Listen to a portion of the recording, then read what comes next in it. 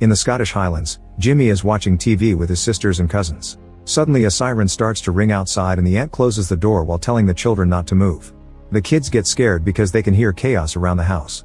Jimmy goes to the door and calls his father, only for the door to start shaking. At that moment the room is forcefully opened and zombie-like creatures known as the infected burst in. They attack the girls, quickly devouring them without noticing Jimmy behind the door. He uses the chance to run away and has to watch his mother being eaten in another room. As he runs around the house, he keeps seeing all his relatives slowly transforming into infected, but luckily he manages to leave the building.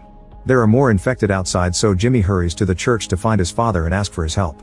However, the priest doesn't think the infected are a bad thing. In fact, he thinks they've been saved because in his eyes, this is Judgment Day. He gives Jimmy his gold cross and asks him to have faith. At that moment the infected burst through the windows and Jimmy runs away, but his father stays back because he wants to be saved. The infected pile up on him and quickly bite him, causing him to become an infected too. All this chaos is caused by the rage virus. Continental Europe drives it away and contains it in the UK, which is cut off from the rest of the world. It becomes a wasteland where survivors must fend for themselves. 28 years after the initial outbreak, a community of survivors lives on Lindisfarne Island, a safe zone separated from the mainland by a tidal causeway. Today a child named Spike will be taught how to kill his first infected. His father Jamie prepares breakfast but interrupts it when he hears his sick wife Isla falling in the bedroom. The duo rushes to check on her and she freaks out when she hears Spike will be training today. An argument ensues, but after a few words she just calms down. She's constantly suffering from memory loss and confusion, so half of the time she doesn't understand what's going on. Back in the kitchen, Spike finds Sam, who gifts him a brand new bow. On their way out of town, everyone cheers for Spike and wishes him good luck. At the town gate, Jenny reminds him of the rules. Every person who leaves is allowed to come back, but if someone doesn't return, nobody will go looking for them. Rescues have already cost them too many lives. Then the duo crosses the causeway to reach the mainland. Jamie shares many stories from the old days and Spike can't believe people could live far away from the sea. They cross a bridge to reach a forest, always keeping an ear out for potential enemies. Eventually they find a slow infected crawling on the ground with a bird on its back. When it stops to eat some worms, Spike gets his bow ready and shoots an arrow that hits the infected in the neck for a quick death. Another infected approaches them from behind, so Jamie kills it with an arrow too. The noises attract more monsters and Jamie kills one more, but Spike asks him to let the last one go. Jamie is proud of his son, however Spike feels weird about having to kill. The duo keeps moving through the forest and sees some beautiful animals. Eventually they find an abandoned house, where an infected is tied upside down with a bag covering his head and letters carved on his back. Jamie theorizes someone captured him as a human and left him as bait, so now he's an infected too. He wants Spike to kill it, but the infected keeps struggling and the kid is too scared. The infected manages to release himself and Spike is startled into shooting, so an arrow to the head kills the monster. Afterward they keep wandering and find a half-eaten animal on the ground. Spike looks up and finds its head and spine stuck on a tree.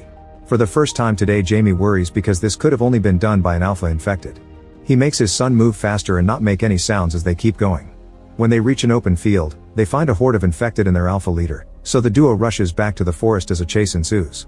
The danger doesn't stop Jamie from still training Spike, telling him how to shoot on the move and go for the killing blows, which are the heart and the head. They go back to the abandoned house, shooting every infected that follows them while looking for a safe place to hide.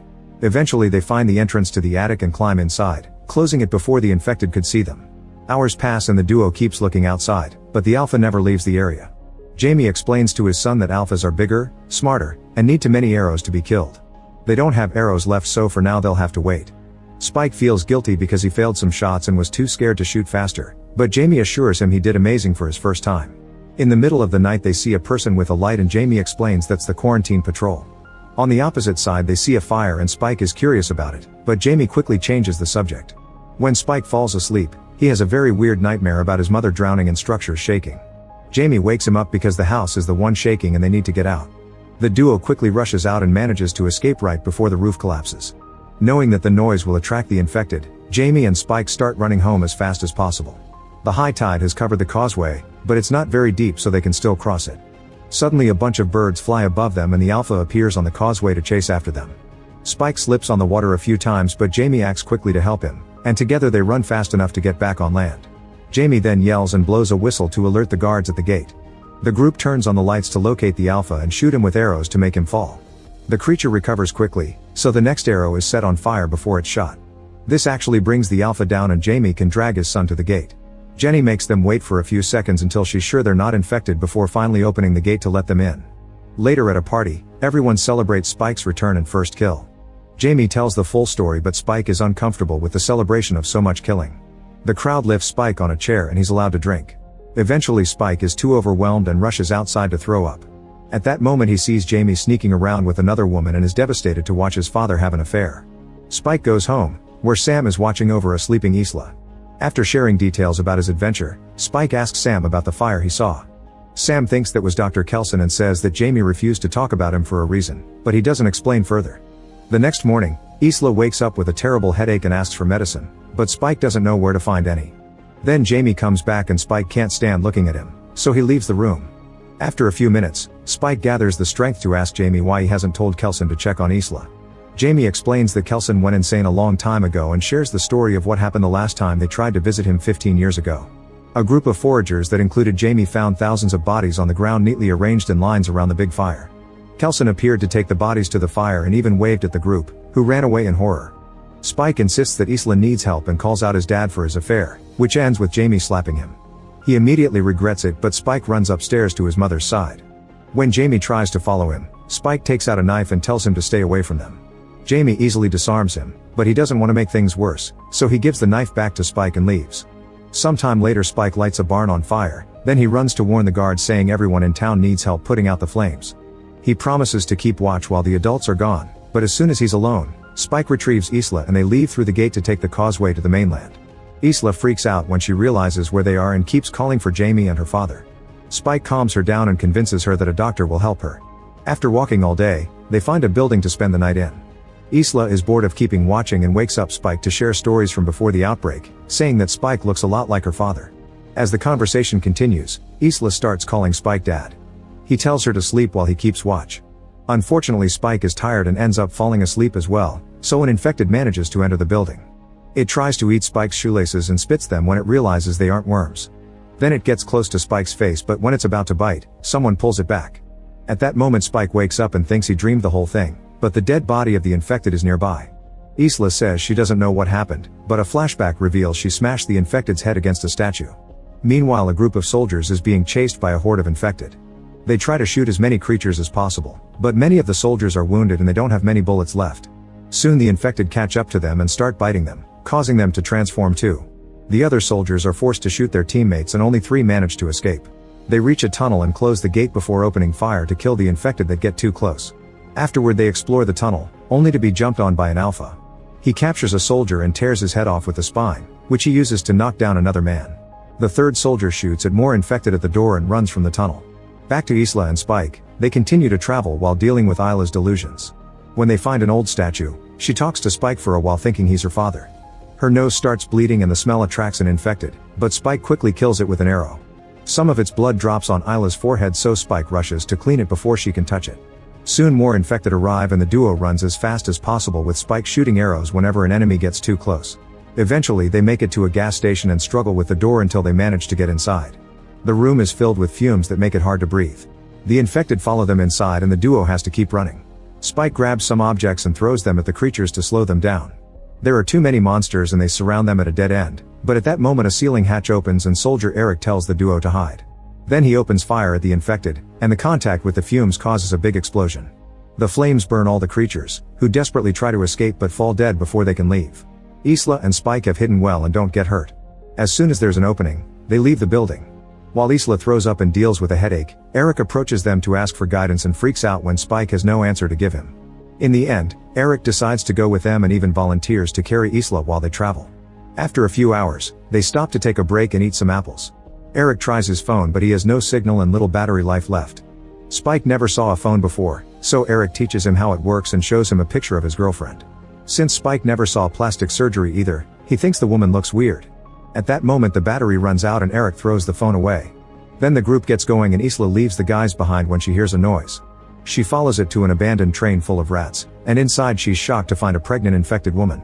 At first the infected is aggressive, but Isla shows that she means no harm and helps her give birth. When the boys arrive, Isla makes Spike cut the cord and cleans the baby with water. When the infected roars and moves forward, Eric immediately shoots her dead. Eric wants to kill the baby too, however Spike and Isla have taken a closer look and concluded the child is human. When Eric is about to shoot anyway, an infected hand reaches through the ceiling and pulls him out. Then the infected jumps inside, revealing that he's an alpha and that he has Eric's head. When he notices the dead infected, he gets furious and starts chasing after the humans. As they run, Spike keeps shooting arrows, which don't cause much damage but at least slow the Alpha down. Soon Spike, Isla, and the baby manage to get off the train and the Alpha does the same to continue the chase. However, Dr. Kelson arrives and knocks him out with a sedative dart. Afterward, Kelson introduces himself, explaining he keeps his body covered in iodine because it protects him from the virus. He takes Eric's head as he calls the Alpha Samson, and says he's lived in the area for 3 years, but usually Kelson keeps his distance. Spike asks the doctor to help his mom and Kelson agrees to take them to his bone temple, which is a shrine-like place that he's created to remember the dead. Thousands of bones have been tied into pillars and skulls have been piled to make a tower. Kelson has used both humans and infected because he thinks they're very similar. Eric's head is thrown in the fire and once all the flesh has been burned off, Kelson washes the skull and asks Spike to add it to the tower. Afterward, Kelson hears the story of the baby and concludes the placenta protected her from the infection. He runs a variety of tests on Isla and determines that she has terminal cancer. While Isla cries, Spike freaks out because he doesn't understand that he can't just steal some medicine to cure her. Isla comforts her son and admits she had been suspicious of cancer for a while, but she hadn't been sure. Keeping Spike's eyes away, Isla makes a gesture for Kelson to show her consent for mercy. Kelson teaches him about the concepts of memento mori and memento amoris, which means everyone must remember to die in love at the right time. Isla puts the baby in Spike's arms before following Kelson to the forest where he puts her out of her misery. Spike thinks about all the happy memories with his mother until Kelson comes back with Isla's clean skull. After handing the baby to the doctor, Spike climbs up the tower and puts Isla's skull at the very top as the sun rises. In the morning, Samson appears running on the field, so Kelson pushes the kids into a secret pit he's built for protection. Samson finds them and roars at them as he tries to remove the lid, but he can't and gives up. The group thinks they're safe, however Samson comes back by breaking through the wood and grabs Kelson, shaking him around before starting to choke him. Spike gets one of the doctor's sedative needles and injects Samson's arm, which instantly puts him to sleep and saves Kelson. Afterward, Spike makes his way back to town with the baby in a basket. He names her Isla and leaves her with a note outside the gate for Jenny to find. The note is taken to Jamie, who reads it to learn that Spike is gone and doesn't want to be found. The letter also clarifies that Kelson isn't crazy and the baby is clean. A desperate Jamie runs out of town to find his son, however the tide is too high and he can't go far. 28 days later, Spike is wandering around the mainland and surviving on the animals he hunts. When an infected tries to approach him, he easily kills it with one shot. There are more creatures coming, so Spike has to run away. The road is blocked by a big rock wall, but luckily only one infected finds him there and Spike kills it too. Suddenly someone makes a noise of surprise and Spike turns around to discover an older Jimmy, who is still wearing his father's cross. Jimmy is impressed by Spike's skill and reveals he has his own team. There are more infected coming, so the group jumps off the wall and fights together to bring down all the creatures in a matter of minutes. They laugh while doing it because they enjoy brutally killing like this. Jimmy celebrates the victory with a cheer and tells Spike that they should be friends. Make sure to subscribe and turn on notifications so you can watch more videos like this. Thanks for watching.